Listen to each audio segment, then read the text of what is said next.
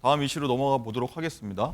다음은 결국 면책 특권이라고 저희가 정해봤는데 장관 기자, 누가 면책 특권을 받았다는 거죠? 한동훈 법무부 장관과 이 설전 자주 벌이는 김의겸 민주당 의원입니다. 김의겸 의원은 한동훈 법무부 장관이 이 윤석열 대통령과 청담동에서 심야 음주 가무했다고 의혹 제기하지 않았습니까? 이에 한 장관이 지난해 김 의원을 허위사실 유포에 의한 명예훼손 혐의로 경찰에 고소를 했는데요. 경찰이 공소권 없음으로 종결했습니다. 국회의원이 국회에서 직무상한 발언에 대해서는 책임을 지지 않는 면책특권을 김 의원에게 적용한 겁니다. 지난해 법사위 국정감사에서 나왔던 거죠. 1년이 다 된 것 같은데 뭐 설명해 주셨지만 한번 당시 어떤 발언이 있었는지 듣고 오겠습니다. 김앤장 변호사 30명가량이 있었습니다. 그리고 윤석열 대통령도 이 자리에 이 청담동의 바에 합류를 했습니다. 기억나십니까? 제가 노래를 부르고 동백 아가씨를 했다고요? 3시 넘어서? 이렇게 공개적으로 대한민국 법무부 장관을 모욕할 정도로 자신 있는 말씀이세요? 방금 들은 게 방금 설명해 주신 건데 이 국회의원이 국회에서 직무상한 발언으로 인정돼서 면책특권이 결국 적용이 된 거예요. 박성민 최고는 이거 어떻게 들으셨어요? 일단 뭐 경찰에서 어떤 것에 더 판단에 중점을 뒀느냐 이 부분을 봐야 될 것 같은데 앵커께서 말씀해 주신 대로 국회의원이 국회에서 직무상으로 한 발언이다라고 경찰은 본 것 같습니다. 네.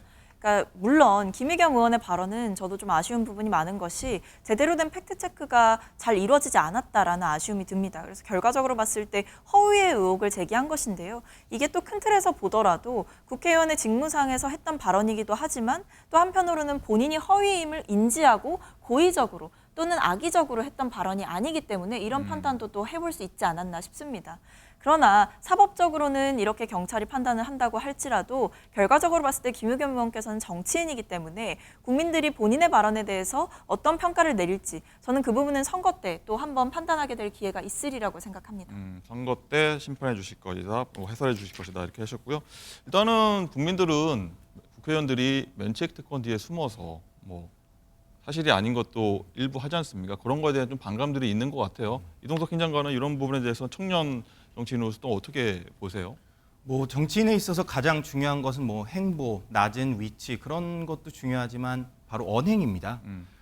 정치인이 어떻게 저런 발언을 해놓고 제대로 된 사과 없이 그냥 나몰라라 하는 저런 행보는 정말 적절치 않다고 생각하고요.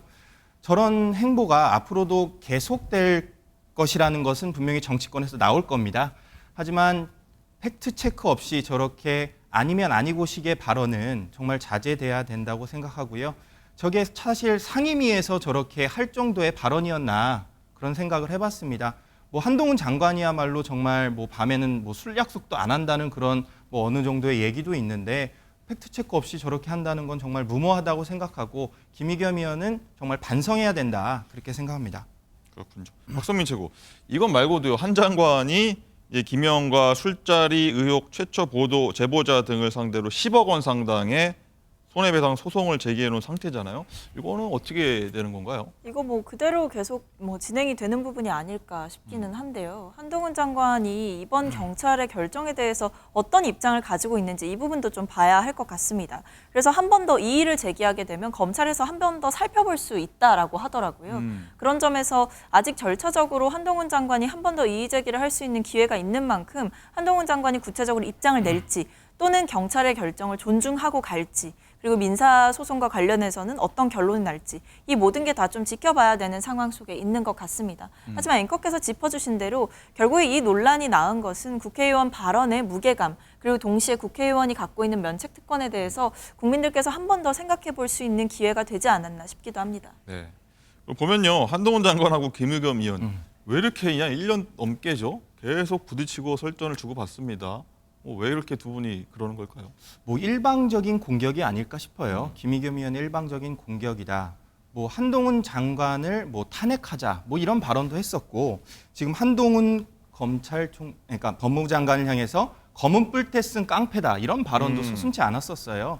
과거 이런 사례만 봐도 굉장히 노골적으로 비판하는 저런 모습 아주 부적절하고요. 왜 이렇게 공격하는 걸까요? 그럼? 그게 사실 어느 정도의 그 여권의 입장에 있어서는 한동훈 장관이 결국 대선 주자의 위치에 있다 보니까 본인도 자기 장사를 하기 위한 그런 행보로밖에 보이지 않거든요.